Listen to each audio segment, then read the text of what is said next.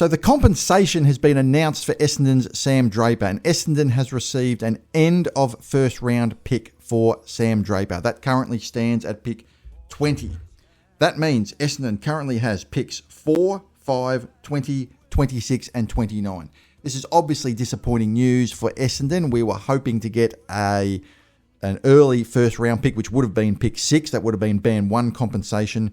That's not going to happen. The rumours were over the last few days, Cal Toomey and others were reporting that it was going to be likely that Essendon was going to receive end of first round compensation, which is what happened. So this is not particularly surprising, but it does grate a little bit, especially when you consider that we're losing our best ruckman, and West Coast lose Oscar Allen, who's, not a great player. He's a handy player. He's a handy player like Draper is a handy player.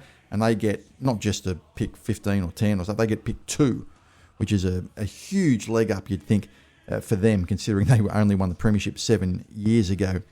So it does have to be said on this channel, I like to be measured and I like to be sensible, that Draper has never finished top 10 in our best and fairest. We have to admit that, right? There's no point sugarcoating that.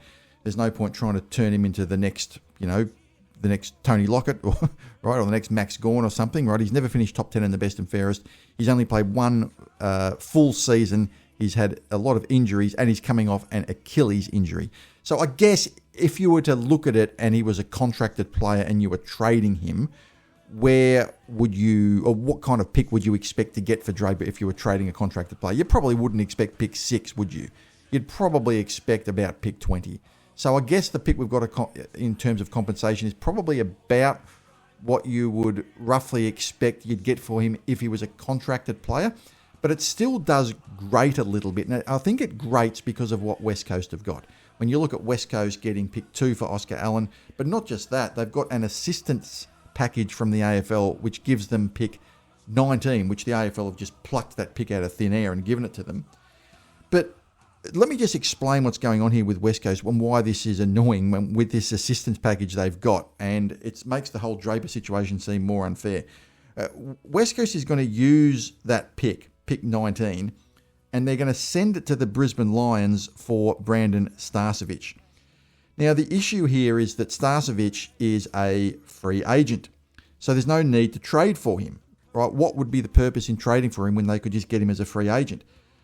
Well, what West Coast are doing is that they're going to trade for him because they don't want to dilute the free agency compensation, okay?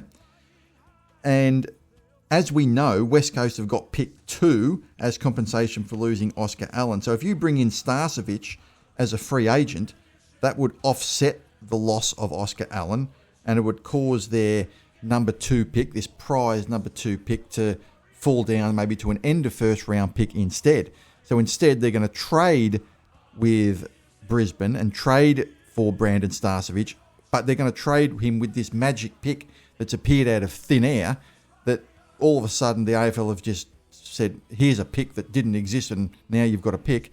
And that means they'll get Brandon Starcevic and they won't dilute their free agency. So it does seem like the AFL or West Coast are gaming the system a little bit. And look, it's not their fault entirely. I would probably do the same thing if I was them. The reality is that I don't think the AFL at least should have granted them these advantages, especially given that they won the premiership only 7 years ago. A lot of you might wonder why we don't know what the compensation was going to be. Why isn't it known to the clubs? It should be something that we should be aware. The AFL keep this kind of under wraps.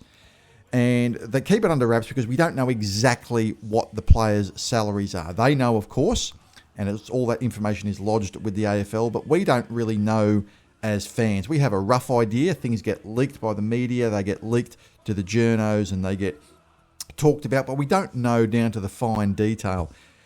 And the AFL do like to keep the compensation formula secret due to this because they don't want clubs to be able to game the system. If we knew exactly what the compensation formula was right down to the nth degree, you could make sure that a player was paid a certain amount, or if they were coming out of contract and their new contract was coming up, you could make sure that they got paid a certain amount so that when they came out of contract, that they would qualify for Band 1 compensation and all that sort of thing. So I understand from the AFL's point of view why they're doing this, but it does seem to grate a little bit, and it is unfortunate that we don't get that top pick for Draper. And as I've said in previous videos, I'm not suggesting that the AFL do anything dodgy or corrupt or anything, and I'm not suggesting that they are. But if it's going to be kind of 50-50, if it's going to be kind of 50-50 between giving Essendon a Band 1 compensation or Band 2 compensation, and you're kind of on the fence about it, why wouldn't you give Essendon Band 1, given that they haven't won a final for 20 years, right? A kind of sort of nudge, nudge, wink, wink. We're kind of 50-50 on the fence. If it was 60-40 Band, and it was definitely Band 2 to Band 1, yeah, Band 2 would make sense. But if it's kind of 51-49 or you're right on the fence, you would think that the AFL would kind of err towards giving a Band 1 compensation to a club that hasn't won a final in 20 years. Not that I'm crying poor or anything, or asking or pretending to be a victim or anything like that. I'm just looking at it from the AFL's point of view. Given the equalisation strategies don't seem to be working, you would kind of hope that they could have pushed it, quote unquote, pushed it into Band 1, because it does seem a little bit unfair in a way that we could lose our best ruckman and only get pick 20 in return. But anyway, we do have picks 4, 5, 20, 26 and 29 as it stands. So what we were perhaps going to do or consider doing, and this has been mooted, obviously Essendon would have talked about this sort of stuff behind closed doors. One of the things that we were considering perhaps doing, and I'm certain that this would have been talked about, would be bundling 2 of those 3 top 6 picks together to West Coast to try to get pick 1 potentially from the Eagles, to try to get Willem Dersma. That kind of looks like it's off the table now. Because to do that now, we would have to give up picks 4 and 5 to West Coast. And this is obviously they would have to agree to that in the first place. And I'm giving up picks 4 and 5. We could get picks 1, but then picks 1 is all we would have. Now, obviously, that doesn't count the pick 8, which we would be getting potentially in the Zach Merritt trade. And remember, pick 8 probably turns into pick 12 in the end. So it's not really pick 8, right? And that's the other thing. I would be looking at Hawthorn and saying, look, I know you got pick 8, but we want pick 8, like genuinely pick 8. We don't want pick 12.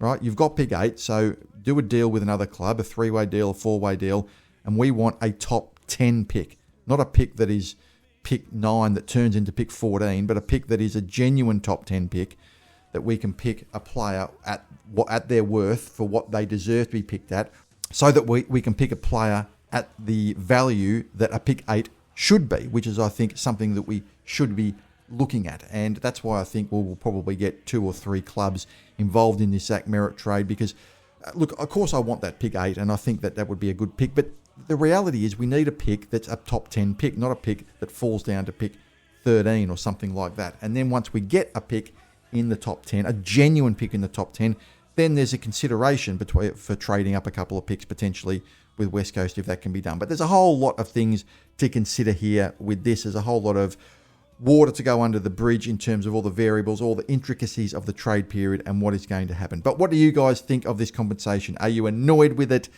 Are you envious that West Coast has got not just compensation for the Oscar Nalla pick, but also they've got a pick 19 gifted to them out of thin air, which they can use to trade for Brandon Starcevic, which won't dilute their pick 2 when it otherwise would have been diluted, which is one of the more frustrating things as well.